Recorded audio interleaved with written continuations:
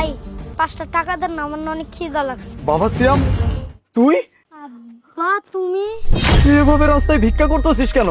আব্বা আমি খিদার জ্বালায় সইতে পারি নাই দেখা আবার ভিক্ষা করতেছি। আমার জীবনটা আব্বা পুরাই শেষ হয়ে গেছে, কেউ 2টা টাকাও ভিক্ষা দিতে চায় না। আমারে 1 মাস আগে আমার আম্মাই আমার বাই করে দিছে। আমি রাইতেলে প্রাইমারি স্কুলের সামনে ঘুমাই আর সারা দিন রাস্তায় রাস্তায় থাকি। 1 মাস যাবত তুই এইভাবে বাইরে বাইরে ভিক্ষা করতেছিস? তোর এরকম অবস্থা আমার একটাবার জানাবি না তুই? কেমনে জানাবো আব্বা তোমার?